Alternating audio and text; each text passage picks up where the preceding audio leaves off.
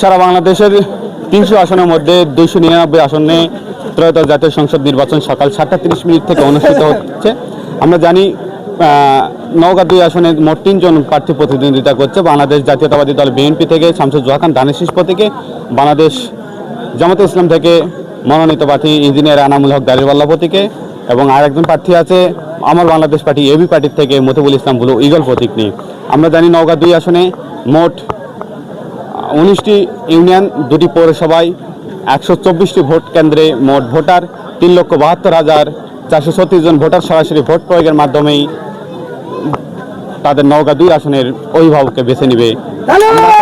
কথা বলতে চাই বাংলাদেশ জামাতে ইসলামীর পত্নীতলা উপজেলা শাখার সহকারী সেক্রেটারি হারুনুর রশিদের সাথে। ভাই, নির্বাচনের অবস্থা কেমন দেখছেন? আলহামদুলিল্লাহ, আমাদের এখানে 2টা কেন্দ্র, একটা উচ্চ বিদ্যালয় আর প্রাথমিক বিদ্যালয়, 2টা কেন্দ্রেই খুব সুন্দর ভোট গ্রহণ চলছে সকাল থেকে। আইন শৃঙ্খলা বাহিনীর ভূমিকা কেমন দেখছেন? আইন শৃঙ্খলা বাহিনীর ভূমিকা এখানে মোটামুটি সন্তোষজনক, তেমন কোনো বিশেষ অসুবিধা নাই আমাদের। আপনি যেহেতু পত্নীতলা উপজেলার একটা বড় দায়িত্বশীল, সেক্ষেত্রে পুরো উপজেলার খবরই আপনার কাছে থাকার কথা। কোথাও কি বিচ্ছিন্ন ঘটনা ঘটেছে কিনা আপনার জানা মতে? আমাদের আকবরপুর ইউনিয়নে তেমন কোনো অপ্রীতিকর ঘটনা ঘটে নাই। আমাদের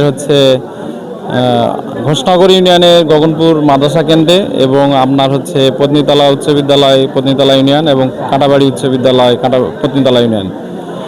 আর কৃষ্ণপুর ইউনিয়নের কৃষ্ণপুর কলেজে আমাদের একটু এজেন্টের সাথে প্রিজাইডিং অফিসার একটু কিছু কাগজপত্র কেড়ে নিয়েছে। এটা প্রথমের দিকে ঘটছিল, পরে এটা সমাধান হয়েছে।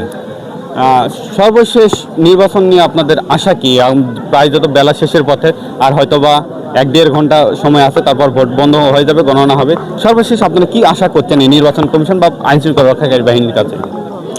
এখন পর্যন্ত যেভাবে সুন্দর সুষ্ঠুভাবে ভোট নেওয়া হয়েছে, এটা যদি ফলাফল সঠিকভাবে গণনা হয়, আমরা শতভাগ আশাবাদী বাংলাদেশ জামাত ইসলামীর দাঁড়িপাল্লা প্রতীক বিজয় হবে ইনশাল্লাহ। আমরা যতটুকু জানি প্রত্যেকটা নির্বাচনে দেখি ফলাফল ঘোষণার পূর্বে কোথাও না কোথাও বিচ্ছিন্ন ঘটনা ঘটে। আপনার কি এই আমার নওগাঁ 2 আসনে এরকম কোনো ঘটনা ঘটার সম্ভাবনা আছে কি না? আমরা এরকম কয়েকটা চিহ্নিত করেছি এবং সেগুলোর তালিকা আমরা সহকারী রিটার্নিং অফিসারকে জমা দিয়েছি। ধন্যবাদ আপনাকে। দর্শক, আপনারা দেখছেন নওগাঁ 2 আসন থেকে বাংলাদেশ জামাতে ইসলামী সহকারী সেক্রেটারি পত্নীতলা উপজেলা শাখার হারুনুর রশিদের সাথে আমরা সরাসরি কথা বলছিলাম। এ ছিল নওগাঁ 2 আসন থেকে আমার কাছে মাহমুদুল নবী, পত্নীতলা।